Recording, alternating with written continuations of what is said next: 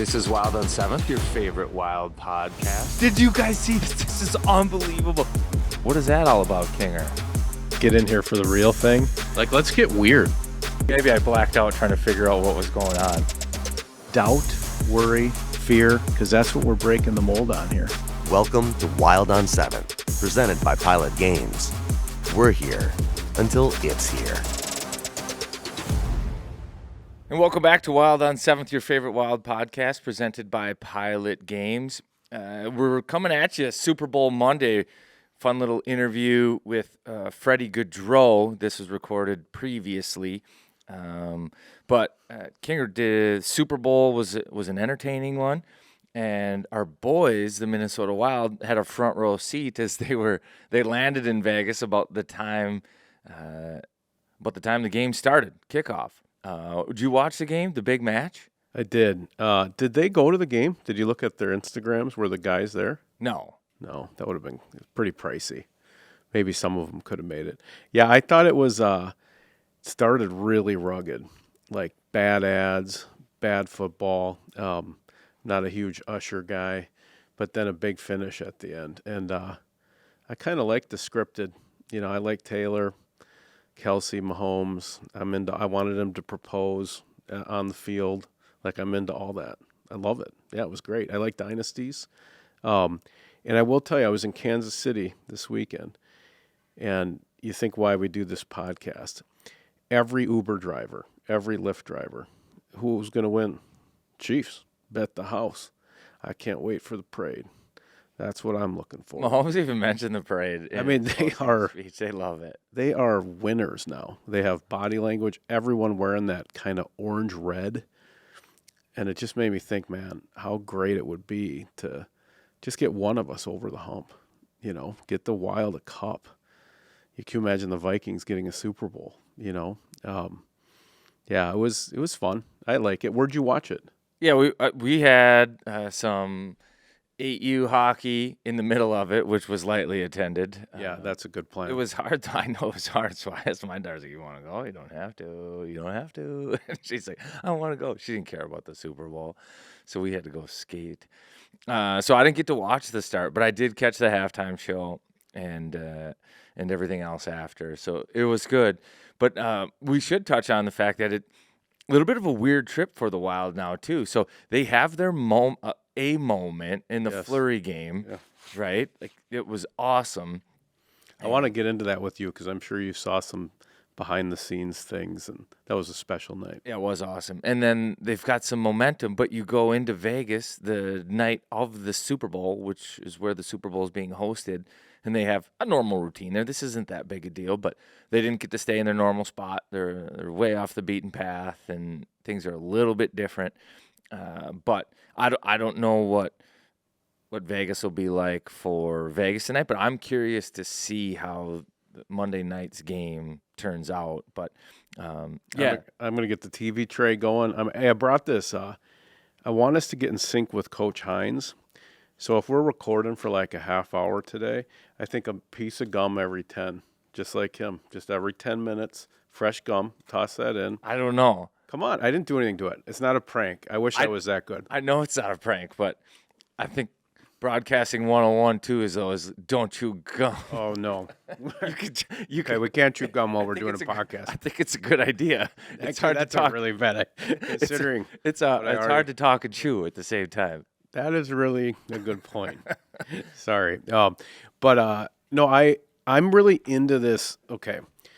So I told you, I've been getting into this, what % chance do we have to make the playoffs? I've been looking at all these pie charts.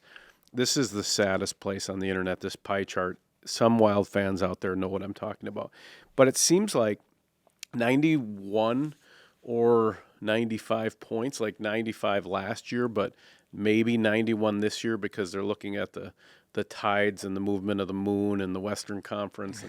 But so essentially you need to win 2 out of every 3 games. You need to go like whatever it is, 22-11, and guess what? Blackhawks, poured them a glass of warm milk with Foligno and put them to bed, and then a big victory from the Flower, which will get a lot of attention today. So we've already got the first 2 out of the shoots. I don't know, man. I think it can happen. I think we can get in, and I think when we get in, we're like the broken arm that grew back stronger because of all of our adversity. Yeah. Let's go. Yeah, no, I agree with you. And it's, you look at the Chicago game and then the way they won the Pittsburgh game, and it wasn't pretty, but they're grinding. And when you find a way to get those points and those wins, they can stack up all of a sudden too. This is where you go to Vegas, you win a game, Arizona, boom, now you've won 4 in a row. You got a little rest, you come home, you get a very beatable Buffalo team. The only way they're going to make the playoffs is if at some point they go on a big run. So can the Fleury game kick off a big run? Now, what I saw in that game too was a team that was like committed to being a team and winning a game. Like down the stretch, everybody was blocking every single shot. Like it was full sacrifice to win that game. Like Faber blocks one with his steal. Freddy Gaudreau was diving in front of pucks. Like guys wanted to win that game, and they wanted to win for Flower. Now the hope is that they realize, well, this is what we have to do to win. And if they have that level of buy-in, yeah, absolutely. Now they can go on and start to win some of these games. You win 4, 5, 6 in a row. Now I've done a little bit of math too. So they have 5 ties through 51 games. I think you get more ties later in the year. So teams start to like preserve that point a little bit more. It gets harder to like pull away in the third period. So I'm going to give them like 6 ties in the final 31 games. So overtime losses maybe. Yep. The hope is maybe they can find a way to win some of those. But if they do that, it's 18. I got 18 wins, 7 losses, 6 ties. That gets you to 91 total points. That's what they're saying. Now that's the sort of generous number. It could be higher than 91, but it seems like 91's like the people who are desperate for us to get into the playoffs. That's the lowest they can make it go. And I mean, you think which about I support, by the way. Like you think about it, I gave the Wild 6 overtime losses, the extra point, and those extra points, I mean, they end up being really important late, which now I don't want to be negative Nelly, but you go back to just before the break when they had a 1-goal lead against Anaheim and Nashville. Like even if you get the extra point in both of those, like your outlook is a little bit brighter. Terrible games. Yeah, it's unfortunate, but you can't have those. You can't let anything get away from here on out. But 18, 7, and 6, not easy by any stretch.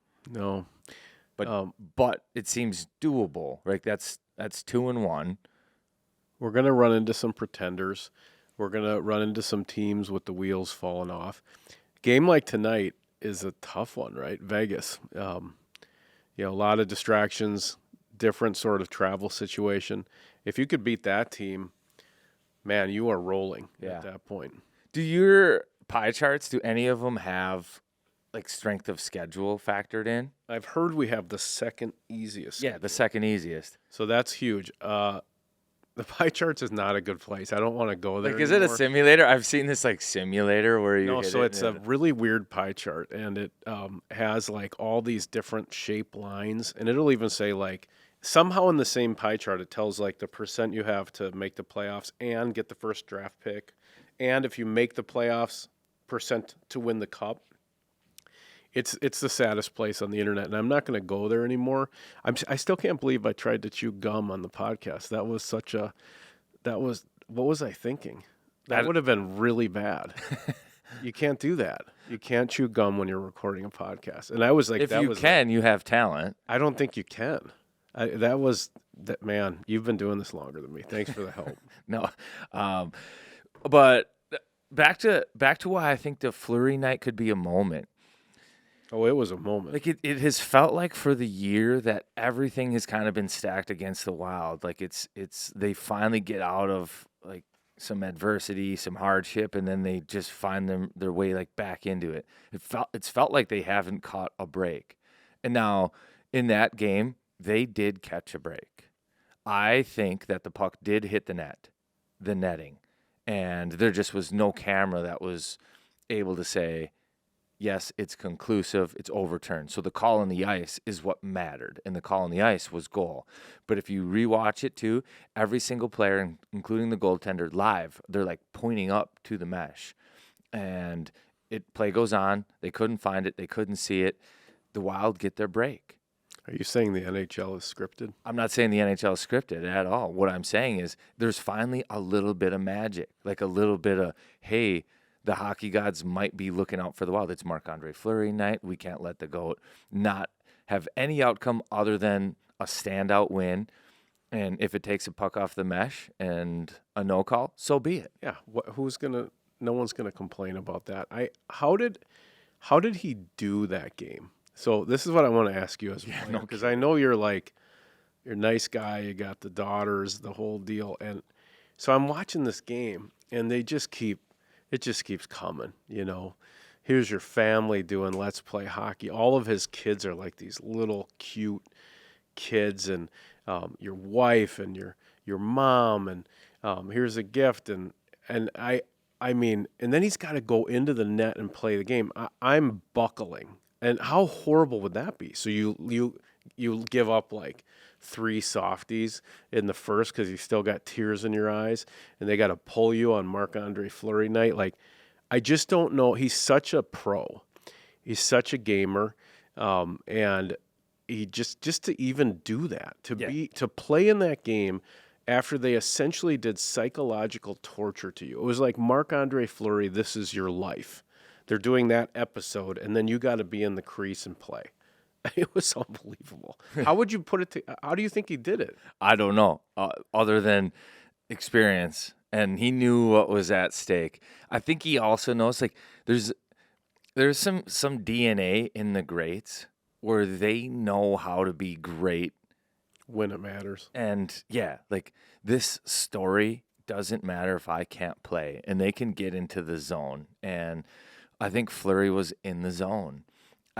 But at the same time, like, I took a note during the game, and it was like, I think that it seems that he actually, like, appreciates all of the stuff that is happening. Like, he appreciates the family being there. He appreciates the teammates, and he's like living in the moment and appreciating all that stuff.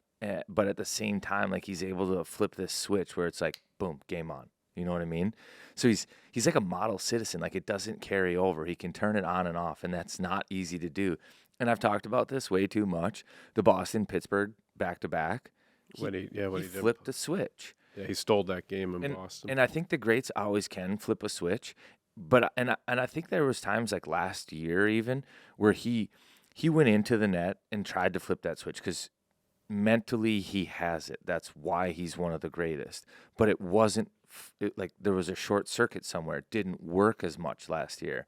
But this year it seems that he's refound his ability to flip that switch and fire a bullet when he absolutely needs to fire a bullet. And I think the team appreciates that too. Like, he's kind of been the team's allspark from that Boston game on. And I don't know. The one that got me was when his daughters, they're like, and they requested to say these things. Oh, I know she goes, "Hey, Dad, gut punches. Dad, you know that tie I gave you for Christmas that I always ask you to put on because I think it's magical?" And maybe magical isn't the right word. It's not the tie, Dad. It's you. You're magical. That's magical. Oh, and then they I was crying. They did lineup card too, where it was like, and in net, the best father in the world. I mean, it's like people are just down for the count. The whole building's just sobbing, and he just goes out there and does a Marc-Andre Fleury. And it was the perfect game because it was Pitt, right? Sid gets his goal. At the end of that game, did you see Crosby? He's kind of waiting for his team to come off the bench, and he's just looking down at, it was like he had to take their best punches. That's how it should have been. That Marc-Andre Fleury night, he beats Pittsburgh. Pittsburgh plays, well, and Sid gets one, and it was so awesome. I can't imagine, like, the distraction. So when it comes to playing good hockey, the way that I always tried to handle it is, like, you minimize all distractions. It is impossible. It was impossible that day. All your old teammates, the guys you won with last time you might play against them, like some of your best buddies, like your ride or die boys you're playing against, and their playoff livelihood depends on this game too. So they give you their absolute best. You're gentlemen, but only one team can win. And it was awesome. Also, everything about it. Great Let's Play hockey from the kids, I thought too. They came in hot. They were just screaming. Like, I don't think they said, say it with me. I think they just screamed, let's play hockey. And it was great. Because at that point, it was almost like, it's time. It's time to turn the page and go. And it's so funny. When he first came here, I just remember he made me so nervous, Fleury, because he was like this street hockey goalie sliding all over. He was over at the dots all the time. I just found it terrifying to watch him play. And now he's just been great. I mean, I don't think he's really changed his style all that much, but I mean, you really do have a sense of confidence with him in the net, and he's such a stud and such a good human. And between him and Gaudreau, I don't know what the French Canadians are doing, because this Freddy episode, I didn't know much about him. Karts, I don't know how much you did, but just another great guy. And there's a theme here in all of what we're talking about, which is living in the moment. And Freddy's going to talk about, some of the extreme things that have happened to him in his career, and he actually finds them easier. Maybe Fleury would say the same thing about that night. He says, when you're in that situation, you can't think. It's just live in the moment. Look at the goalie, figure out how you're going to get the shootout winner. It's one game. If we don't win it, we're dead anyway. So they really do live in that moment. And I think that's a great message to all of us, whether it's being a fan or just being a person. And you can see that Fleury is absolutely, ironically, stopping to smell the roses during this season. And it's just been great to watch. I'm so happy we're a part of it. He must have passed down his athletic genes to the kids, too, because I don't know how they went from the ceremony on the ice. There was a zip line involved. To upstairs doing Let's Play Hockey 30 seconds later. It was like Usher changing outfits at the Super Bowl. Like, how did it happen so fast? I think a slingshot zip line. That I don't know. Maybe I don't know who was involved with pulling him back. Maybe Maroon. He might have been behind the glass shooting him up there. Yeah, that was impressive. Very presidential double caravan. Don't know how they did that. Maybe Mission Impossible. Kind of pull the mask off. No, was there any inside stuff that you saw? I know you interviewed him for Bally's, being at the game that night, maybe after the game. Did you get any little stolen moments that maybe the fans didn't see on TV? I talked to him, so that sit down and that piece was more than the 5 minutes. A lot hit the cutting room floor, and he was almost. He joked a little bit. His eyes welled up a couple of times. I don't want to say he was crying, but he like I said, he lives in the moment and he understands, and he gets it, like, emotionally, like what's going on. And at one point I asked him, like, what effect does the family have on or has had on your career? And he gave a lot of credit to his dad and his mentality and the way he approaches the game from that. And that was really cool. And just in general, like the way he deflects credit all the time. He doesn't want to take it. And I kind of put him on the spot once or twice. I was like, hey, like, what's it like? 29, you see it on goaltenders all the time. That's because of you. Like, what does that feel like? And he just answers like it. He doesn't want to answer it because he doesn't want to take credit for it. He's just a really humble guy. He deserves everything that he's gotten, that he gets. Just a good dude. He ended up giving me a stick, too. Yeah, I heard. That's solid. That's a Mount Rushmore stick. Yeah. And I was caught off guard. I didn't know. And it was because of the podcast, actually. I'd mentioned that I have a Brodeur stick, and at one point I might have to get a Fleury one because they're on the Mount Rushmore of that's great. So time. He just brought that unprompted? Yeah, he brought that in. That's just great. I know, signed that's it. Mean Joe Green throwing you the towel stuff. That's just awesome. Now I'm looking, too. I've got to figure it out. Because, Patrick Waugh? Yeah, no.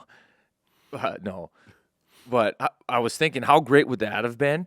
Because he got 552 against the Islanders. Yep. But Wall wasn't the coach yet. Imagine if Wall was the coach of the Islanders at the time he got 552. Yeah, then it would have just. It was Full circle. Happy to see him in the video as well, and I really love the first. I got to give credit to the Wild staff and media, and that, as I understand it, that was one of the busiest games in the history of the franchise in terms of how many people were in the building, giving prints away, flowers on the ice, these big numbers, and the videos. Just it's a lot to do that. It's like Marc-Andre Fleury prom, and they nailed it. I love the first video in French. Was it the goalie coach? Just the way he spoke about kind of a founding father of goaltending. It was really special. I also liked that it was in French, just sort of like, yeah, deal with it. This is all part of the story. You can read the subtitles and kind of set the tone for the flower. And I just thought it was just a really well run deal. What did it feel like in the building? Like, I heard the chanting of Fleury, but did the crowd feel nervous or excited, or what was the atmosphere like? Yeah, it was great. Everybody wanted what happened, and I think everybody left happy and fulfilled. Like, it was awesome. The energy was there. Fleury. The team came together. They had to play. I tell you what, in the broadcast booth, I think I was guilty of making a few mistakes just because I was caught being like a fan, like absorbing it. And I mentioned it like early on, I think in the broadcast, like, hey, like what you're watching is like will someday be like a story. It's like all time great, like remember this. So I had moments where I was trying to like lock in a core memory or two based on this moment, but it was special. It was cool, man. And we needed it. Now we go Vegas, Arizona, Buffalo at home, and the Canucks at home on the following Monday. I mean, we got to keep rolling here. Two really different games cards, right? So the Chicago game was super weird. The fourth line, Vinny Lettieri auditioning for Player of the Year. Foligno doing his magic, and the brothers and their interview, which was hilarious. And then, you got the Fleury night. Both of those are sort of extreme circumstances. It's like a golf handicap. You throw out the highest and the lowest, and you got to find the middle. So I think it'll be interesting to see what these next couple games, Buff, Arizona, Vegas, because it probably isn't going to be the way we got the last two.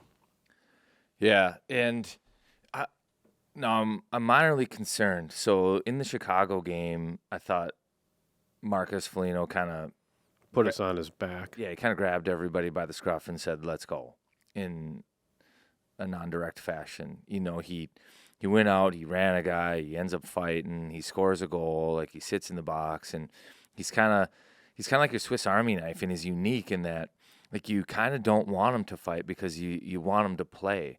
But he's also one of the few that has like an understanding of what the team needs at any given moment, and he's capable of giving the team whatever it needs in those moments. Like, some guys can only provide a couple things. Marcus can do, it seems like, absolutely everything. He can kill a penalty, he can hit a guy, he can fight, he can score, block shots, like it you name it, Marcus can do it. He can go out there on the power play. But you need him on the ice. Now, all of a sudden, he left that game, and I don't know what the issue was. He left the Fleury game, and we don't have an update yet, 2-hour time difference in Vegas on where he's at, if he'll be able to play. But it's going to be tough sledding without him. He's such an identity piece, and I think on a team that has lost their identity a little bit. Like, recall, it was the 7th Street Savages and physical, grit first, and I think that's gotten away. We've touched on this in the past couple podcasts, where it's a lot of the things that the Wild have done in terms of physicality and compete and battle level has been in response. It's been somebody did this, okay, we'll do that. And I think in the Chicago game, Marcus kind of was like, we're going now. We're going to dictate. Yeah, we're taking the lead here. People are going to react to what we're doing, and I think that was the case in the Pittsburgh game too. And now I don't know how long he'll be out. Fingers crossed he's back and he's going to be totally fine. And that's possible. But we need everybody healthy. and Vegas is a good team, good D. I think this will be a challenge for the Wild and a measuring stick. So what makes Vegas good isn't the guys up front, even though they've got big names like Stone, Eichel, who I think is out, Marchessault, some of these other names, Carlson, that you might know from there. That's not what makes them scary. It's their D. They're huge. I think they average like 6'3", 6'4", 200 and some pounds, and they're tough to score against. And that's the Wild's issue these days, is that they're not scoring a ton of goals. Like, you think the Chicago game, would they have 2? And then the Pittsburgh game, they got to 3. And, are you going to be able to get to 3, 4 against Vegas in these D? We'll see. Then you go to Arizona, and that's an entirely different game. That's like a crapshoot. We'll see. Mullet Arena. I still can't figure Arizona out at all. Yeah, they're kind of Mullet Arena. They're great. It looks like a different club. They've got some magic there, and for whatever reason, going to Arizona used to be an easy game. I think it's just such a weird It's not atmosphere. anymore. It's such a weird atmosphere. The size of the rink. I think they're probably used to playing in that kind of collegiate atmosphere, if you can even call it that. And I still think the other teams coming to town, it's almost like the Vegas flu was the first couple years. I think they do have a real nice home ice advantage there. But you got to beat these teams that are ahead of you and battling. I want to ask you, so Foligno, such an interesting thing. So that Chicago game, he basically puts us on his back, but it's almost identical to what he was trying to do in the playoffs against Dallas last year. And the whole thing went sideways, right? Yeah. He's getting ejected from the game. We're losing the series because we're too physical. But then here in this Chicago game, he's dictating the script and helps us win. The whole, so he was shaking his hand, and then he was shaking off the official, but I couldn't tell. He obviously hit a visor and a helmet a lot in that fight, and he was doing. That's not why he's shaking his hand. Why he's shaking off the ref not to come, right? No. Or what? So what are you doing there? Shaking your elbow pad off. Oh, I like this. So you're shaking off your elbow pad. Why? To give you more room inside your jersey. So sometimes the elbow pad will slide down too. Yeah. And then that gives something else to grab onto, and then you don't have as much mobility. So you'll also shake out the elbow pad so that you have more mobility with your arm, and then there's more room inside your sleeve for your arm to move around. So if somebody grabs it, you still have more room. Where if your elbow pad's in there, you can't move as much. That's great. So you shake off. You'll see guys do it, shake off the elbow pad right away, just for mobility and probably slack inside the jersey. And that's amazing. Thank you. And then the other thing that he does, which I just love, is he really is a savage. Like pointing at the ear and being like, yeah, go to the room and get fixed up. Your ear's bleeding. Your ear's bleeding so much. Bleedy ear guy. I mean, that's just amazing. Like a brutal fight. Both guys win hard, but then he just sees the bloody ear and he's like, yeah, take that, ear blood man. He's just so, the helmet tossing, and it's so funny because Moose on one hand is just this Disney prince, right? He's the ultimate spokesperson for the team, but man, when it gets nasty, he's down to go. He'll go all the way. So let's get back. Before we get to the Gaudreau interview, I'm curious what kind of snacks were on the tray for the Super Bowl last night. Well, if you're gonna do a big event like that, you need to get it's dip season carts. So what I would do is get some Jimmy's salad dressings and dips. Maybe the dill dip. Veggie dip. Bring a plate of fresh vegetables and some Jimmy's dips to your gathering. Keep things tight. Feel good about yourself. Social, because you get to kind of dip in the dip, which is fun. People love dipping in the dip. Minnesota company, family run, Jimmy's salad dressings and dips. Don't you be messing with my dressing. What did you construct for your Christmas, for your Super Bowl party? I constructed Elbow pad. yeah. No gum. Yeah. Wild construction. You know what is crazy is, did winter ever happen? We're getting away with one, and I'm paying every month to have a guy do snow removal. So you went monthly? every month get a Venmo, hundreds of dollars, snow removal. He went once, and I think he just did it to kind of so he could look me in the eye. Well, Like he's like, well, I did come out the one time because it was definitely less than 2 inches when he came. It's supposed to be only over 2, but you know what? What would you pay to not have winter? You'd pay a few $100 a month, wouldn't you? oh, totally. We didn't have winter, so I guess it's roofing season all year long here in Minnesota. It sure is. But our friends at Wild Construction, I mean, since I saw open water too, so like ponds were open. It's I don't know what's happening. winter isn't here, but there was a little bit of snowfall. Some temperatures dropped for a bit. If you're in one of those areas where you had some storm damage, it can take 6-12 months for some of that damage to show up. And go to wildconstructionmn.com and check out their research tools. They've got maps and zones to show you if you're in the area. And if it's within 12 months of a storm, they'll jump on that roof, check to see if you've had any damage. And heck, they might be able to get up there here first thing in March and repair some of that. So make sure you check them out. You want to dial in your roof, prevent any damage, further damage. Check them out, wildconstructionmn.com. Good job. I feel like those were good transitions. They They're were- pretty Everything was direct. so smooth. Pretty direct. That was great. Like, don't leave them guessing. Just like, construction. Dips. What did you think? Hockey news here. Well, I think let's get to the hockey news. Let's throw this to Freddy Gaudreau. I think it's a good time. Yeah. What a great human being. Yeah. Is that a good way to set up Freddy Gaudreau? I think it's the only way. This dude is. He's competing with Marc-Andre Fleury for the best human. Yes. Yeah. I want to get a metal detector and go down to Naples with Freddie and his family. I love the man. This is Freddy Gaudreau. All right, this interview is sponsored by Duke Cannon. If your hair is a weapon, or you wish it was, check out Duke Cannon products. We got a great guest today. Shootout specialist, Swiss Army knife, another charming French-Canadian, Mr. Freddy Gaudreau, making his debut on the podcast. We're happy to have you, buddy. Welcome. Thank you, guys. I'm glad to be here. Yeah, thanks for coming, my man. So let's get into this your hockey story, because I feel like we just I don't know a ton about you, but what is it, Bromont, Quebec? Yeah, Bromont, Quebec. So where is that in Quebec? Is it eastern? Yeah, this it's about an hour east of Montreal. Smaller village, 10,000 people.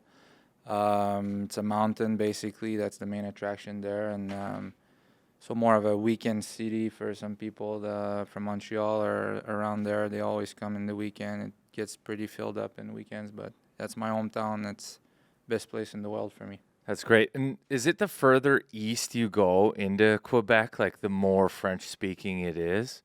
There's some spots, yeah, even more east. They have just different accent, yeah. Towards Quebec and past Quebec, there's some areas there that they have a thicker accent or different accent, but yeah. So you grew up playing hockey. Any other hobbies? Because did I hear you're a mountain bike enthusiast? Yeah, I've developed that more lately. I didn't grow up mountain biking, but growing up it was just all the sports, tennis, being in the mountain a little bit, but not as much as right now. Golf, name it, everything. We were always outside. But then mountain biking, yeah, one of my brother, I have two brothers and a sister, and one of them started mountain biking probably 5 years ago, and he was like telling me and my other brother that it's so fun, and so we're like, no man, that sounds crazy, that doesn't sound fun, like it sounds just hard. And anyway, we tried it maybe 3 summers ago and fell in love with that, and yeah, it's one thing that keeps us together in the mountain in the summer, and we just love that sport. So is it like trail riding with like a fat tire? Like what kind of mountain bike is it? Most of our bikes are dual suspension, and the point is just to go up. It's a big workout. You feel like your legs are burning, your lungs are burning, but you're in the nature, so it's kind of meditative too at the Sure. same time. And We're a couple of buddies. Like I said, my brothers, my sister also bikes. It's a big biking community back home, and so yeah, you just go up. It's really good on the core and all that stuff too. On the legs, obviously, your cardio also, and then once you're up, there's a couple peaks in the mountains. I'd say there's probably like 5 peaks that we bike to, and there's always good views. And once you're on the top, then it's time to come down. Some people are really good bikers. Some people we ride with. But I'm just really, I'm on the brakes going down. I'm going easy. You know, my job is hockey, so I'm very careful in the mountain. And people think it's crazy. That's what I thought before. It's not crazy at all if you're careful with it. It's just really a good workout. It's basically like hiking, but with a bike. Yeah. Enjoying the views and breathing fresh air. Have you ever ridden in Minnesota? Yeah. Because there's some trails, and Yeah. we don't have mountains, but there's some hilly trails like in the Yeah. forest, and you're cutting between trees and stuff. And Yeah, so that would be more cross country style. Okay. When I've been riding in Minnesota a bit. I actually bought a bike here too, but so that's more cross country, which is up and down, up and down. Back home, it's more up and then down, Yeah, sure. which is called more like enduro bike. And you bring like a backpack and you have a couple beers in there and you get up to the nice area. I'm just trying to find a way that I could get into this myself. Do you do that? Like almost like a hike, you get to the top, you have a beer and then you ride back down, or is it just total business? You for sure could. I do it more as a workout, so the beer would kind of, Offset? offset that whole thing. But you for sure could. There's people that bring their lunch, and it's kind of your reward when you're up. But yeah, we don't really. But in the mountain biking community, once you're back down, a lot of people just they just get their beer, and it's just it's a fun sports. Everybody's kind of easy going. There's no competition. Everybody's there just for their own workout to enjoy the fresh air, and people. It's a good community.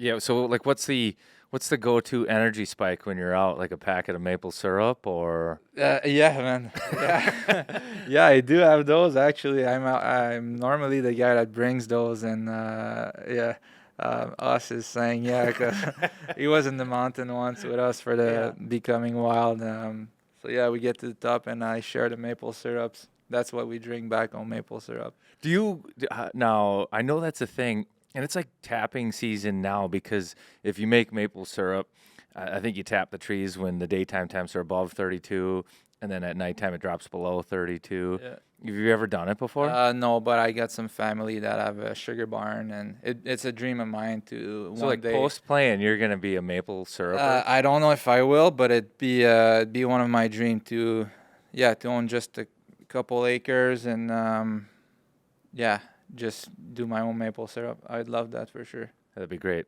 Keep scoring shootout goals, and I think that your dream might come true. Just having a sugar barn, I think, is everyone's goal. That just sounds amazing. And it's cool, yeah. It's so fresh. People, they just walk. You get your buckets. There's 2 ways. You get the tubes, and the buckets. The buckets, they say it's more the authentic, real way. And I don't know. Eating your own maple syrup just sounds better and more fresh. I would think so. Hey, you played in this famous Quebec Pee Wee tourney.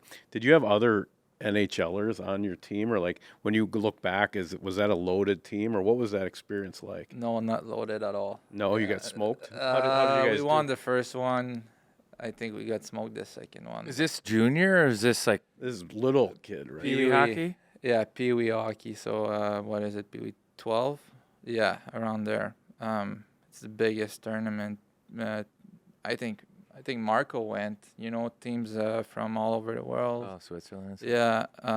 So, no, it's a good tournament. It was cool to be able to go there. It's every kid's dream is to go there. Yeah. I was going to ask you. You've overcome so much, right? Undrafted, you were a walk-on. I mean, are you just like mentally? You just won't be denied, and just worked your whole way, and now you've just you're just having a really solid NHL career. But I mean, you really all the way from driving 2 hours to graduate and everything else. Is that just you're just kind of a stick to it guy and just battle? Yeah, I just think that dream has always been so in my heart, and I couldn't deny that little voice, and that's kind of what led me to pursuing it. And when it's in there, you just can't. Yeah, you can't deny it. It's there. So even though I wasn't drafted junior, wasn't drafted in the NHL, but it's so there that you just keep going, and you believe that you can make it, and you believe that it's there for you, and most importantly, it's just because I love that game so much. So for me, there was no other things I would want to do. So that's why I'm here, I guess. So why do you think that you weren't drafted in the NHL? Well, so it started. I was always kind of a late bloomer, and then in midget triple, I got a big injury, which doctors thought I couldn't play hockey anymore. It was like an open bone fracture on my wrist, so everything was kind of disconnected almost. So that was like my draft year for juniors. So I didn't get drafted, and so instead of playing like my NHL draft year, instead of playing junior, I was still playing midget AAA. So it's tough to get drafted midget AAA.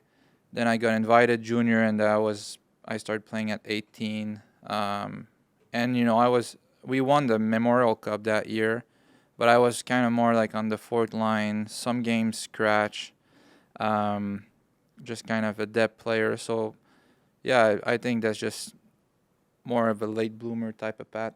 Which team was that? Was that the Cataracts. Cataractus? I can't say that. Yeah, Cataracts. Shawinigan Cataracts. Yeah, okay. Yeah. That one. That one.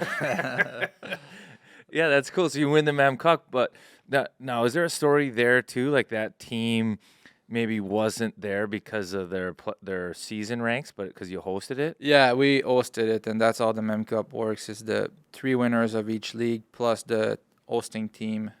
We had a really good team, but just we got big upset in second round of the playoffs. And we got absolutely rinsed for a month by our coach.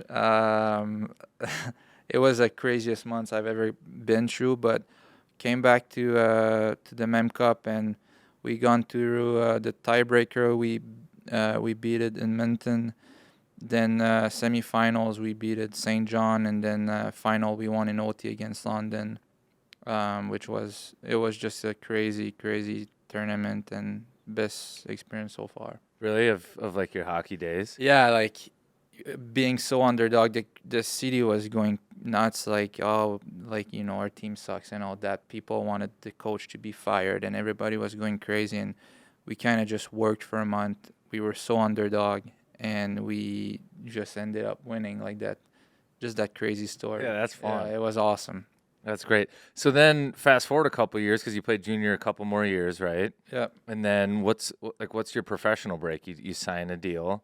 Yeah, I signed a one-way AHL deal in Milwaukee, which was Nashville's AHL team. Yeah, basically I played overage. So my 20 years old, I played overage in the junior. Ended up in Drummondville, and then after that I signed that 1-year deal.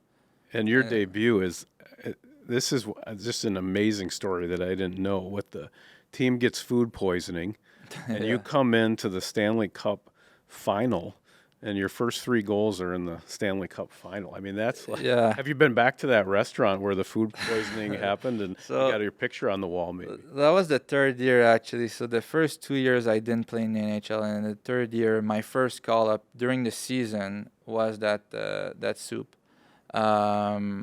So ended up playing 9 games during the season there, and then went from black aces in the playoffs to, oh man, like couple injuries that happened real quick. I ended up being in the lineup in semifinals against the Ducks, which we won the 2 games I played in the semifinals. We won, beat them in 6, and then it was Stanley Cup final out of nowhere for me.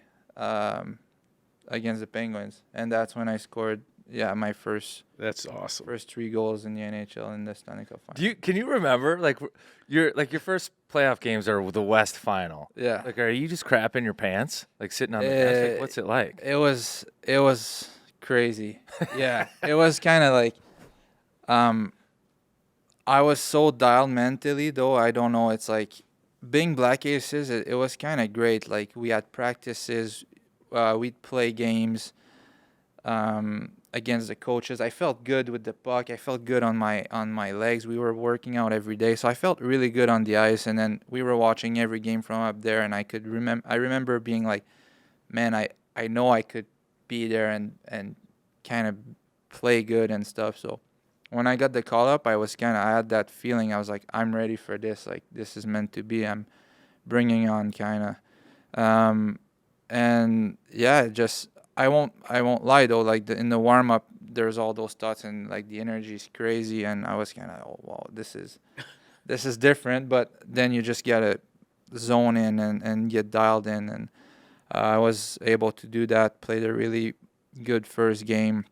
and then they just kept me in the lineup after that. That's crazy because you have to think that the junior experience where you practice for a month right into intense playoff games is an experience similar to being a Black Ace practicing for a while, jumping into playoff games. Yeah. So maybe that helped a little bit. But my story is similar too. My first NHL game was West Final. It was with nice. the Ducks playing against Detroit.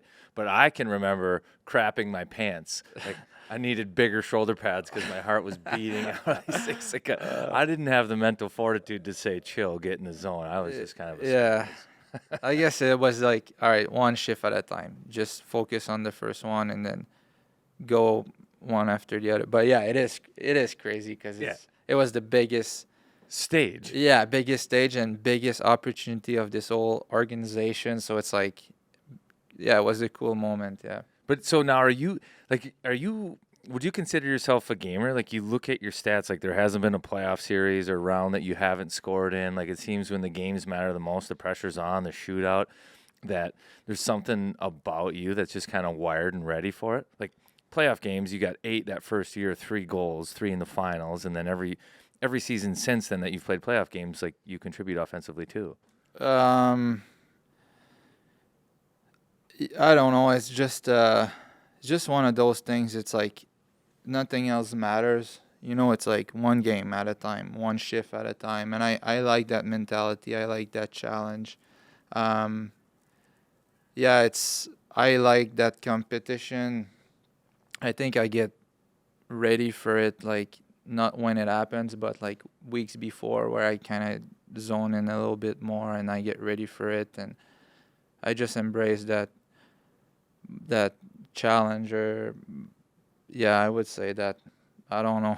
You like the narrowed scope, the heightened sense of focus on hockey, and I to like get to that spot, and then once you're there, it feels good. It's like you just, and it's not like it's not a full 365 days. It's like there's nothing else matters than just the next day, and maybe that keeps going for 2 months. Yeah. Or maybe you just never know, but so might as well just take it like every day, be dialed. And I don't know. I like that energy. I like that focus. Yeah, that's awesome. It's almost like there's no time to think. You're just in the moment. Exactly. Yeah, I like that. He's sitting over there with a maple syrup packet, getting ready to do the shootout. Getting in the zone. For sure. Hey, this episode will go out next week, and, Flower's going to have this moment against Pitt, a team as well. I'd love to hear as a teammate, this guy, this legend, fellow French Canadian. What do you have to say about Mr. Fleury on this milestone? I mean, I could keep going. If I get going on him, I would talk forever because it's weird. I get it. I get almost emotional when when it was his games, 1,000 game, and then the game where he became second all time. Like, there's just that. That's how I see it. Just that young guy coming in, playing hockey for the right reason, with a smile on his face, and from day to day bringing on this amazing frequency of just like he's grateful to be at the rink, he's grateful to work hard, he's from day to day he's bringing that, and then you look 20 years later and you see, whoa, he's accomplished everything. He's second best ever, ever. Like, this game's been played forever in all those countries. They start playing with cow poop and a stick, and with all the people that has played that game ever, he created that. And that result is amazing, but like I said, to me, it's not as much everything is accomplished, but it's always done it. And to be his teammate, which I'm so grateful I've been able to be his teammate, especially being from Quebec, and because everybody loves him in the hockey world, but in Quebec it's even crazier. But to have witnessed that frequency that he brings every day, he's the best teammate. He's just the best person. He competes every day. He's got the smile on his face, like I said many times. He loves the game like a kid still. I mean, that's what I see. I see him, he's messing around with the PWHL players. He's staying late at practice. He loves a shootout. I don't know how he's done that, because I got to imagine it's a grind, right? All those games, all that travel, all that hard work, but he's like a kid. He still loves hockey like a kid, right? And that's the thing. It's the frequency is like you can always absorb the business part of the game, and I'm tired and all that stuff, and like, I gotta go again, and that's always available for you. But there's the other one that's like, man, I'm playing a game, and I feel like his whole career, like, that's been him every single day. It's like, hey, I'm coming at the rink to play a game, and that's amazing. You don't see many guys like that. No. But he is, and to me, that's why I feel so grateful, because he's such a good reminder of like why I also love that game, and why I also keep playing that game. It's just because I love that game. It's not for the business this, business that. It's because every day I put my skates on and I shoot pucks, and that's the best feeling in the world. And he's done it, and what he's accomplished is unbelievable. But like I said, to me, it's more the way he's done it, and it's the way you said it, being a kid. And are you off limits for pranks because you got some French treaty, French Canadian? I mean, are you got your berets on and you're just boys, and he doesn't go after you, or? We'll not give him ideas, but so far I've been lucky. I could see that. Avoided it. Yeah, I've been lucky so far. Yeah, So who gets recognized out in public more, you or your dog? Because you've got a dog with an Instagram account that's pretty popular, right? Yeah, my wife runs that. She started just that for kind of her friends and family when we got her as a puppy, and she's like, oh, instead of always sending pictures, I'll just do an Instagram account. They can go check the pictures. And yeah, I think in the neighborhood for sure Lola is more popular. What kind of dog? Tell us about it. Lola, she's 5 years old. She's a golden doodle, and she's our little princess, literally. Yeah, she's the best. I don't know, dogs, it's like I've always been close to dogs. I always had dogs. Same with my wife. But yeah, you come back home, and it doesn't matter if you're feeling a certain way, your dog's always happy and greeting you with all those smiles and jumps and excitement. So yeah, we love her so much. That's Lola? Lola, yeah. Okay, so do you know her Instagram handle, so the millions of people that consume our podcast can go follow her? I think it's me, Lola Doodle. I'm pretty sure. Lola Doodle. It's me, Lola Doodle. Yeah. I like that. Now, let's transition. So your wife runs it. Now, your wife, does she have ties to Minnesota here? Yeah, she's from here. Yeah. Okay, yeah. So how did you guys meet? And I played in Milwaukee, like I said, and she went to school to Marquette there. And she actually speaks French because she went to Normandale growing up, which is a French immersion here, and just through a mutual friend that was like, hey, she speaks French, you speak French, and then it worked out. What a great story. So you're dating while you're playing in Milwaukee, and then all of a sudden You end up here playing. Yeah, exactly. And then it just happened that the best opportunity hockey-wise for me was here, and it was a no-brainer when it showed up. And now we've been here. That's great. Should we hit him with the quick hit? Let's get to know I just guy. want to hear him answer questions. I just like listening to you talk. So this is called rapid fire. Quick hit questions. If you don't know an answer, you can say pass. The goalies get rattled. It slows us down. It's supposed to be fast. Okay. Karts and I will kind of alternate back and forth and just give us a quick answer. So what's your nickname? Freddy? Do you have a pet peeve? What's a pet peeve? Like something that annoys you? Not really. What do you listen to in the car? I like folk. Like who? What's a folk? I'd say I'm like Noah Kahan or? Mount Joy, Lumineers, Mumford, those kind of music. What was your first concert? Coldplay. It's your birthday. Where are you going to dinner? Probably on top of the mountain or at our family cabin. Your first real job? We were picking up rocks in the field. Like a farmer's field? Yeah, Farmer paid you to pick rocks? Yeah. So great. That is amazing. That's great. Okay. That was not my first job. Green light in any NHL city. You get to just go out and have a night. Montreal. Like your go-to drink at the bar, at the top of the mountain, bottom of the mountain, wherever. I'd say probably just an IPA post bike ride. I thought maybe it was going to be like a maple syrup old-fashioned or something. No, just maple syrup. Just Sure. Just normal. Hockey jersey you had as a kid. Martin Brodeur. Ooh. Post-game snack, like guilty pleasure. Guilty pleasure. I don't know. Just a good burger, probably. If you could get a gift card from any store, what would it be? Bike store. Yeah. How many logins do you have on your Netflix account? So, like, are you still on mom and dad's Netflix? No, we have a family one with my siblings, and my parents. Yeah.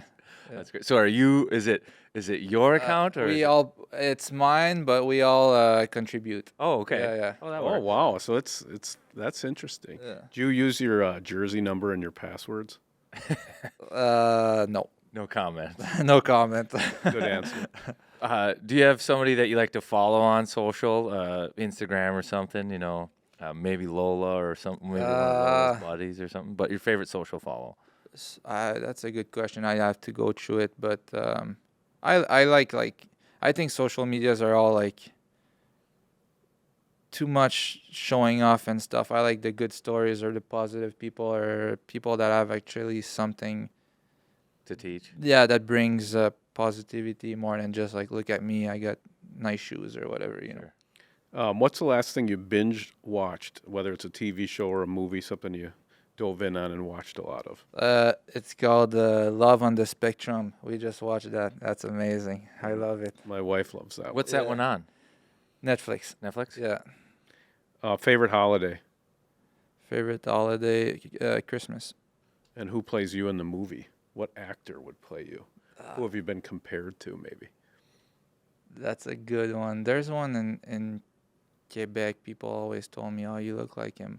I'd say my favorite actor is Adam Sandler, but we're not very much alike.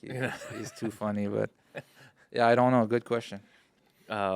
So let's get back to hockey just for a minute. What would you consider your big break? Like, what needed to happen for you to be an NHL regular?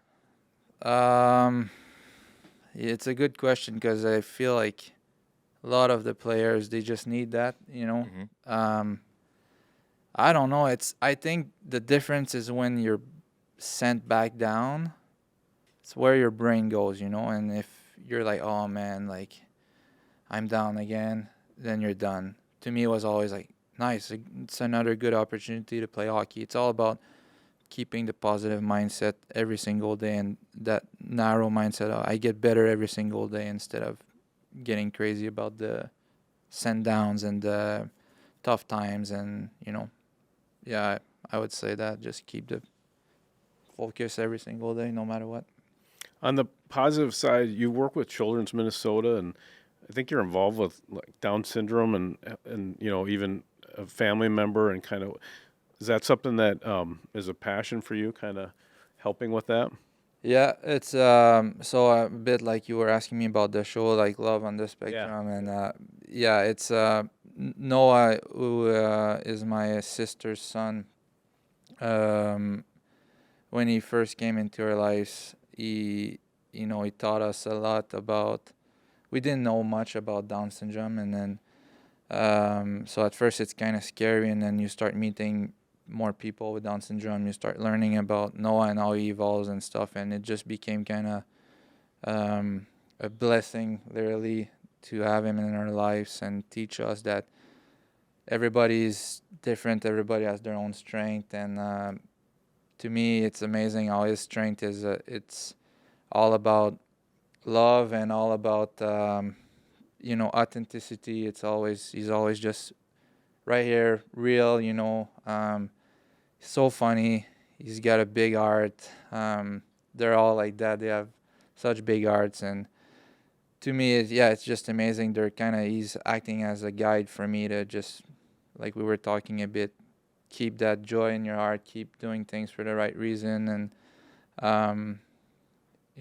we get all serious sometimes with the business, the survival mode of I need the next contract, the next this, but life is right here, right now, and that's what we should always focus on, and he's teaching me that for sure. So yeah, I love he's just opened me up to more of opened my heart more to all sorts of differences, and everybody with special needs or differences basically have something to teach us. So yeah, I just love you it. hear that a lot. They're the greatest people in the world. They are. They have it figured out. Honestly, Better yeah. than us. Yeah. And you hear that a lot. At first maybe it's scary, people going through that process, and then it really is a blessing. So that's great. Yeah. So you have extreme sports in the family, because is it Noah's father that's an ultra runner? Yeah, he is. He is. So what is an ultra runner? Man, they're beast. A full ultra marathon is 100 miles. So it's a run, 100 miles, most of it in the mountains. So you go, you have a lot of inclines.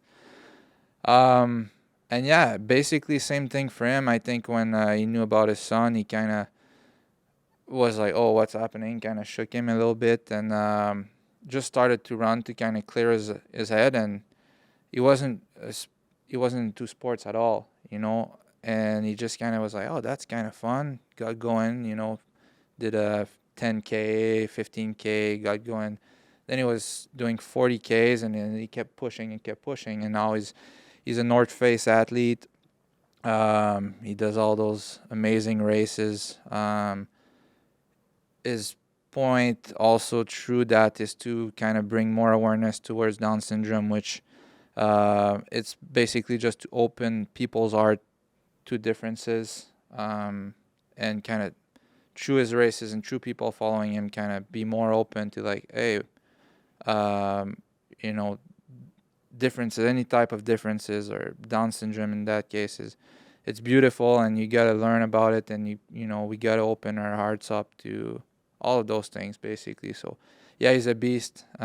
Started from nowhere like maybe 3 years ago, and now he's, like I said, North Face athletes, and he's a beast. Did he recently run from Bromont to New York to raise money? Yeah, exactly. So that was so every year he challenges himself with a different thing that comes from his mind, and the most recent one was New York back to Bromont in 7 days. That was around 700K.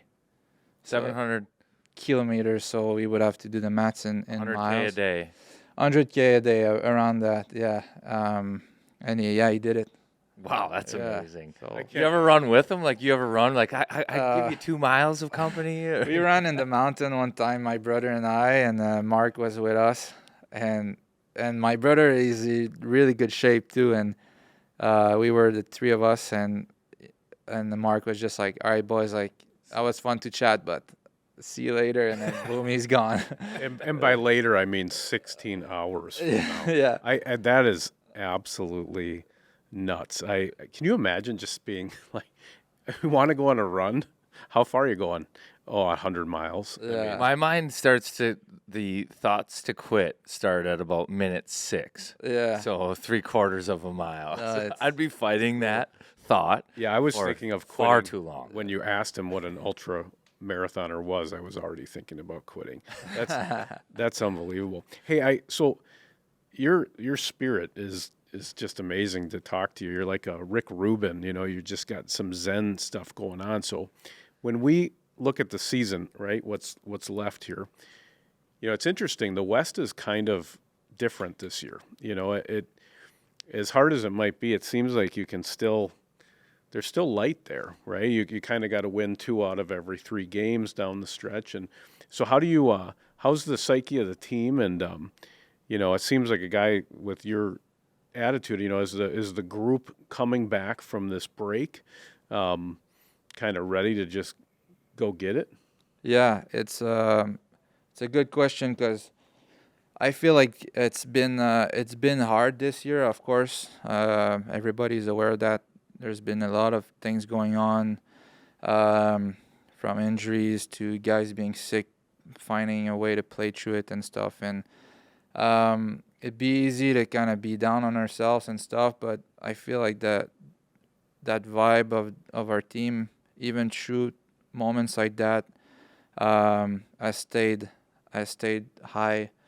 We have a group of guys that's very positive, that's doing it for the right reason, that are there to battle every single night, and that are having a ton of fun together. And when you go through tough moments, sometimes you can see groups that are kind of, guys come to the rink and are more negative and stuff, and that hasn't been the case for us. And I think that's the recipe to go through moments like that. And I do believe if you end up getting through those moments and getting back on top and somehow making the playoffs, you're a way stronger team. And from there, you don't know what can happen. And that being said, I think the focus is not, it's always easy to look points and you need to win that and in order to make it. But it's just a constant present moment focus. It's one game at a time, coming back there, and with what we said about Flower, like just doing it for the right reason, doing it because it's fun to play and bringing that smile to the rink and that just competitiveness every single day. And if you do that, then you, like I said, if you get through moments like that and you're able to battle through, then you just don't know where that can lead you. And I do believe we have that type of group that can get through a moment like that the right way. That's really, it's funny. We walk past practice a lot, and we can tell when the team is happy or smiling or having fun, and it absolutely translates to success on the ice, right? If there's a heaviness, it seems to play out in games where if there's a lot of chatter on the bench, I would think you're winning, or you're going to win. So that's great that energy's coming. We'd like to keep you here all day, but you've got a flight to catch. Yeah, I so do. We'll get you out of here, but I first just want to crawl into your head for a moment. What makes a good shootout move? Like, you're a cerebral guy too. Like, what is it? Well, if you're able to score once, then you can kind of surf the wave more after and be more confident. That's kind of just how sports work. To me, I like going slow with not much in my head and just see my options. And since I'm going slow, then if I don't see something, then I'll have more time to figure it out after. Whereas if you're going fast, you always just kind of have one option, and then if it's not there, you're kind of screwed. I like to go slow, pick a shot if it's there. If it's not, then maybe I get time for a move. So mentally, do you have like a progression of like one setup, and let's say shot on your forehand? If the shot's there, you take it. If not, you bring it to the back. Yeah. If that's there, you take it. If not, you go here. Like, you have a progression that you like to go through? Kind of, yeah. I like to go slow first, get the puck stick handle, which, that just kind of makes me feel the puck more. Yeah, gets me confident for when I get closer to the goalie. If I go from the left, if I bring it back to my forehand, I see sometimes a certain type of shot. If it's there, my body will naturally take it. If it's not, then I got to figure it out. But at least, like I said, I'm slow. If I go from the right side, I come back towards my backhand, there's a shot that I see sometimes. If it's not there, I got my backhand. Or sometimes I got my backhand back to forehand. But it depends. You got to feel it depending on, how you feel that day or whatever. Do you look at video of goalies, like iPad, or are you just in the moment, just seeing what you see? I try not to think too much about the goalie, but more about myself. And And do you go against Flower in warm up? Do you take one of those? sometimes, but rarely. Rarely. Yeah. Where does he rank in terms? Because he seems like a shootout specialist too. Absolutely. Yeah, I think he's good. He's Yeah, tough he's to good. score. Like, he yeah, knows. he's really good. Yeah, You might know what you're doing he before reads you know the what shots you're doing. so well too. He's seen so many. It's like he knows before the shot's coming where it's going. Yeah, Yeah, he's got that crazy skill. yeah. Something about you guys, smart players. He loves a shootout too. You know, Flower's happy when it goes to a shootout. Yeah. It's like playtime, Right. more recess.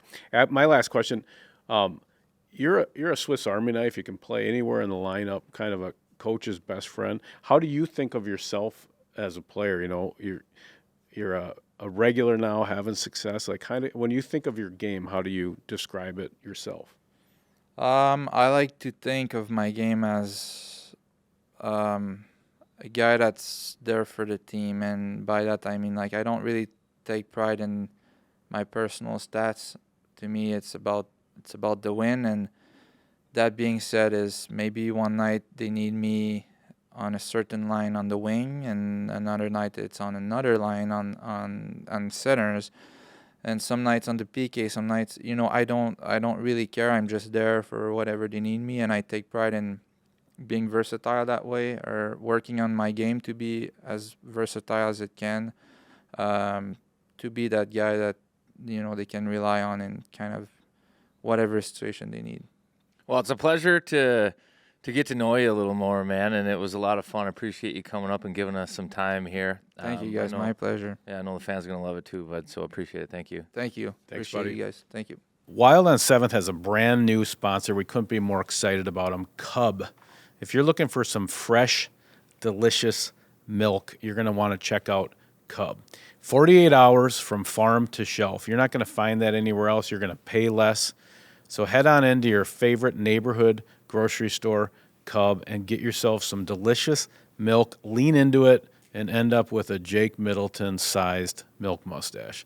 Thank you for being here, Cub. Kinger, it's time for the AC to be turned off, the heat to be turned on, and if you're looking for a place to get your AC system tuned up, look no further than Aquarius Home Services. In fact, the time to buy is right now. They're in the midst of their fall blowout sale, so if you want comfort and unbelievable prices, right now they've got a 25% discount on whole home heating and cooling systems. And if you need water, they've got whole home water solutions by Connecticut too. You got to act now. The deal doesn't last forever.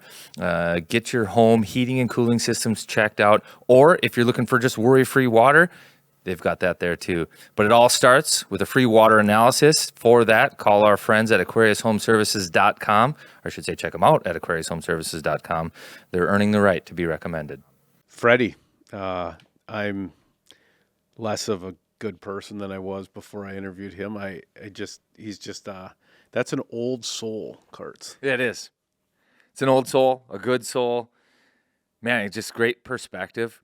I think what I take away from that, first and foremost, is that like your mentality and state of mind is like a choice. Like he understands the choice and he makes the right one.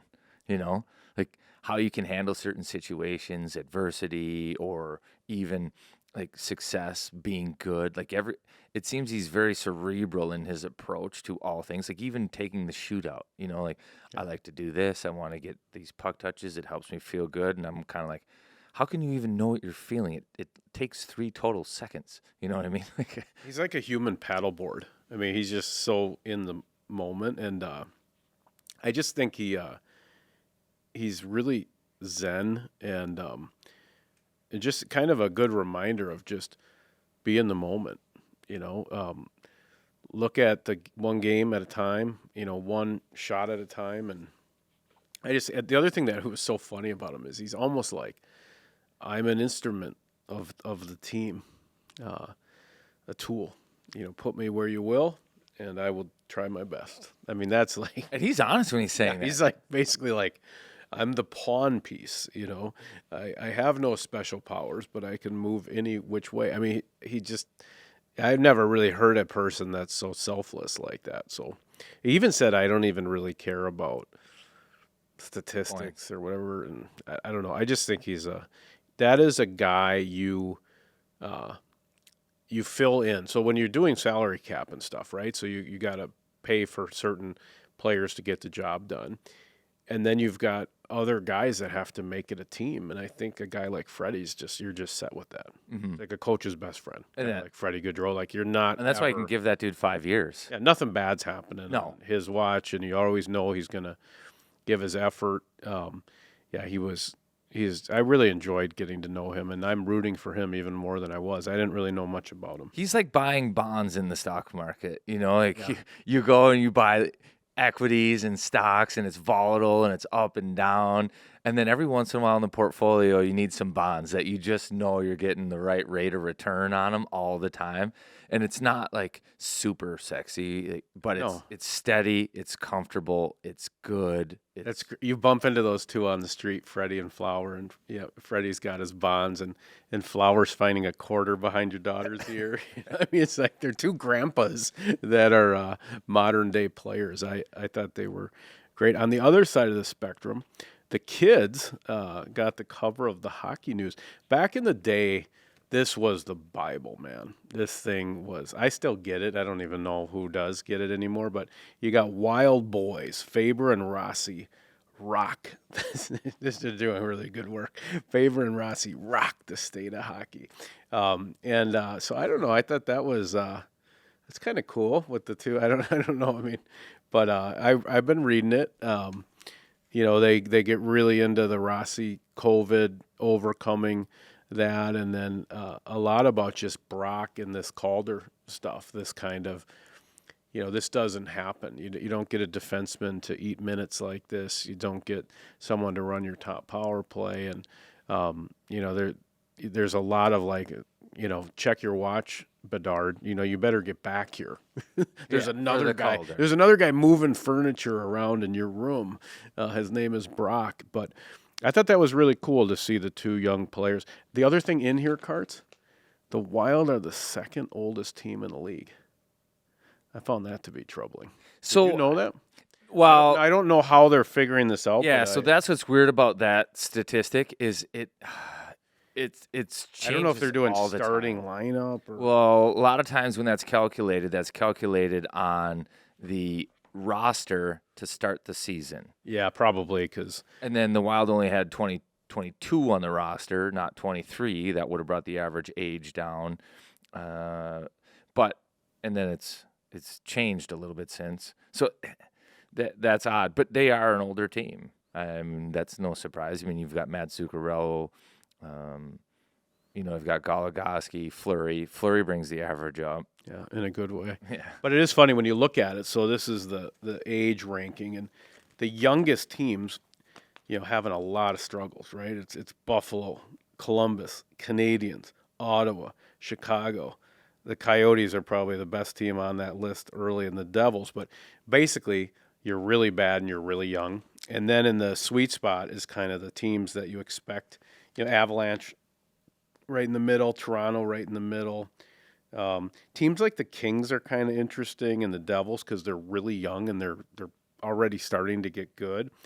Bruins right in the middle, but it is interesting to see. Sorry, I didn't mean to turn that away. No, I'm just curious to see like where they're at. Like where are the older teams? Like what? We're 31. It's in the front there, and only younger than one team. The Pittsburgh Penguins. Yeah. Yeah. Which makes sense because you got some of those studs that are older. But this is the thing you hear from Wild fans, right? You hear this, you got to get really bad before you can get really good.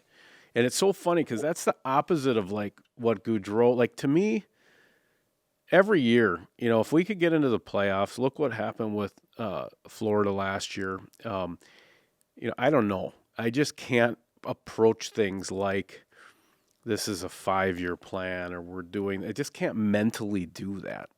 You know, I every season I want to make the playoffs. I do. Now, Billy will know. He'll know in these next few weeks what he's dealing with. But I just can't. I can't get my head around be really bad. So Well, that it's not you always get good. it's not always black and white. Like you don't know that you're gonna get great picks. Well, Edmonton struggled for years with all those. to nail the guys, yeah. Speaking of nail Yakupov, that's one of the guys that they didn't Stay hot. that they didn't nail. But let's go to Pittsburgh. Is it worth it? They stunk for 4 years. They picked 1, 2, 1, 2, Got them all. They got Fleury, Crosby, Malkin, right? and Jordan Stahl. Yeah. And then that was their core. And that core was great, unbeatable. 3 cups. Now you got Crosby. You needed these studs. And Well, look what Chicago's doing, okay? They're probably thrilled that Bedard's face is rearranged because he might end up with Macklin, Celebrini, and Bedard on that team. the Winter Classic. That's a problem. You know, if they get Celebrini and Bedard down the middle, yikesies. I mean, that I don't want that. I already saw Patrick Sharp come to town every year and beat us. I don't need to do that again. I don't need to see those colors in St. Paul. I mean, I got to tell you, I got to tie this back to the Super Bowl cards. Like, it is so good for a city to have a championship. Just looking at all these people wearing their Chiefs stuff everywhere in Kansas City and just puffing out their chest and being happy and having something. We need to get over the hump in the worst way. We need to. I mean, obviously for me, the hockey would be the best of all, you know, to get the cherry on top of the state of hockey. But I'll tell you what, I'll take a P-Dub title with 6 teams. Like, I mean, Vikings, Twins, somebody get us so that we can win. It changes how you walk. Everything just... Even God, I'd never forget these Lyft drivers. Who's going to win on Sunday? You know, stupid question, just kind of having fun. Chiefs, bet the house on it. And then one of them's looking at her nails, a Lyft driver. I just love the parade. I'm trying to figure out if I should go with my sister or my mom. I mean, like, what? like, you know, she's probably got it on her Google Calendar. You know, parade. Let's make sure we get there early. Remember what happened last time. I don't know, man. I want to walk. I want that body language on Minnesota. So speaking of the PWHL, we the 10U team went to the rivalry series, Canada-US. Oh, yeah. Yesterday? Yesterday afternoon. Wow, you snuck that in there late. Who won? That was a letdown. Canada won? Spanked them. I think. Now, the final weren't we 6-1. winning like 3-0? 0? And did they win the next 4? Yes. Oh, Canada's the worst. I don't like Canada. And our friend Heisey, I think, got hurt in the first. Like hurt for real hurt? I don't know what the injury is, but she played in the first and then not in the second or third, I think. Jesus, they play on Valentine's Day. I was thinking about, is that like a fun Valentine's Day? Like with the wife, be like, little P-Dub? The P-Dub? They play at home. I'm thinking maybe do that. That seems kind of like take your sweetheart to the P-Dub. I might do it. That'd be good. Was it fun? It was fun. Yeah, it was fun. I wish the game was better. I wish the U.S. What was the score? 6-1. So it was never close. What is happening right now? The U.S. would try, and you didn't bet on San Francisco yesterday, did you? No. And that's a bad Sunday. I know. So, but the transition there is USA Hockey. How about Bill Guerin? Love it. Now, general manager of. Is it Olympics? Both the 4 nations and the Olympics? That's what I read. So they're just like, you're the red, white, and blue guy for the foreseeable future. The decade of dominance. You're the leader. Yes. We're about to smoke everyone, by the way. USA Hockey is going to go on a heater for about 10 years. Pablo Matthews, Kachuk brothers, Hughes brothers. Give me. Are the Kachuk brothers both U.S.? Yes. Are you sure? Yes. Both have played in the World Juniors. One for the development team. They're both U.S. So we go double Kachucks, triple Hughes. Let's go McAvoy. Let's go Matthews. Let's go Besser. I mean, Brock Faber. Yes. I want to go to all of it. I'm going to Italy. I'm going all in. Yeah, it'll be interesting because there's going to be a couple wild players that are going to be in the mix. Knocking at the door. Yeah. Faber, Boldy. I actually, and this is crazy to think, I actually think that Faber's got A leg up. the best chance. The NHL did their projected U.S. lineup. Did you see that? No. And I believe only Faber was in there from the Wild. Yeah, and they were doing these social media ones where they were just kind of putting him out. But, I mean, he's got it. I mean, he's basically Charlie McAvoy Jr., and McAvoy's going to be on there. It's crazy. It's crazy just how good and how fast he's climbed the charts. You know what I mean? Like, right away. I don't know, is Bedard on Canada's roster? You know? And maybe, I'm not sure. But it's also harder. You look at the average age of a rookie NHL defenseman and the average age of a rookie forward, it's different, you know? Well, the 4 years different probably, right? Well, yeah, and it's just harder to play D and be good. And I know Faber's a couple years, 2 years older than Bedard maybe right now. But, dude, it's amazing how fast he's adjusted to the NHL game and then just how good he's been. And then compared to his peers, the recognition that he's getting, you know, like Charlie McAvoy, you know, top kind of pair guy alongside those dudes at the Olympics. Well, even his little plays. Did you see that little play on the goal where puck was maybe going to go out of the zone, and I don't even know what he did. It was either his foot or he got a little stick on it and kept it in, and it went in, and they scored. He had the second assist or first assist. Most of the time when he goes into a situation, board battle, puck battle, I almost expect him to win it. You know, I don't expect him to have it go the other way. Well, that's like he's. I mean, we just watched the Super Bowl, but in some ways, when you were watching that final drive, were you just like, man, Mahomes is just gonna deliver? Like you knew. You never bet against Patty. Well, that's kind of what I mean. It's like you're watching it and you're just like, gosh, this guy. Like I was hoping that he'd get sacked, that a ball would be tipped, that there would be a mistake somewhere. Were you cheering? Who did you want to win? I wanted the Niners to win. Were you in so my wife got into the whole Brock Purdy thing. A little bit like a Faber thing. Everybody's wife loved Brock Purdy and the story and the whole thing. And but I kind of went the other way. Yeah, but you're saying he has that look that he's kind of in the zone. When it comes to the Super Bowl, I'm more in I've got the Travis Kelce, Taylor Swift fatigue. Mm-hmm. So I kind of wanted a different storyline, and that was the 49ers. And, yeah, Shanahan, I think I liked that guy, wanted him to win. He's taken some bad beats in the Super Bowl. I feel bad for him. Did you understand the overtime rules? Yeah. I that whole deal was so, like, I think the percentage of people that didn't know exactly what happened, what was going on, that are football fans and have been their whole life. So I thought the rule change was, if you get a field goal, the other team gets a chance. But if you get a touchdown, it's over. But apparently, no. That's the regular season. Now you have to have a touchdown, and you still get both people. They should rename that like the 2-touch rule. So, like, because it was confusing. And even at the end, when Andy Reid seemed to be doing poor clock management with the 10 seconds left, but actually it would have just gone into the second quarter. They would have just flipped ends. It wasn't the end of the game. That's because it was their first drive. No, but at the very end of the game, as I understand it, it just would go into the next quarter. They just keep playing. And so he's playing that as 4 downs, not as time's running out. If I don't kick a field goal, it's not tied. It was confusing as hell. Like, I've been watching the NFL my whole life, and the group text was just going crazy with people not knowing exactly what the rule was. But yeah, you even if you get a touchdown, the other team gets a chance. That's crazy. Yeah, and that makes sense to me. Like, you give them a shot. Yeah, it shouldn't be you flip a coin, somebody wins that coin flip, they go down, score, game over. Like, you never have your chance to win with the ball in your hands. That doesn't seem right. So I like that everybody gets the ball.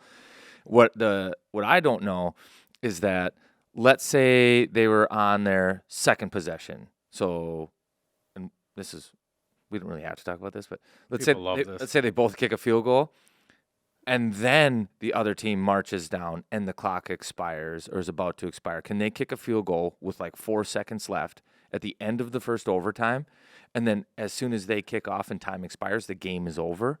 No, so once they kick that second field goal, the game's over. over. Yeah, sudden death after each team has So a possession. So the game couldn't end so Andy Reid knew that the game couldn't end while they have possession. Correct. Because their possession didn't end. That's right. But I was losing my mind. I'm like, why is he not calling timeout? Yeah, it was. Sorry about that tangent as we figure out the NFL rules, but the point of that whole story was that Brock Faber's got a little Patrick Mahomes in him where you can count on him to win the little battle, to make the play, where you're almost looking at the next play because you're counting on the fact that Brock's going to be able to make it. And he will wear a C. I don't know. I hope it's here, but at some point, he's just captain material. That's the other thing. He's just a leader, and yeah, he's been fun to watch grow up this season, and just hope he keeps it up. He got run. It finally happened where somebody kind of cheap shotted him. Man, the crowd did not like that either.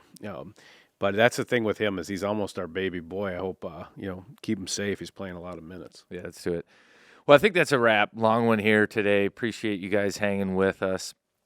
Freddy Gaudreau, the best. Be a good person. Live in the moment. Find a quarter behind your grandkid's ear. We're here. Till it's here. Peace.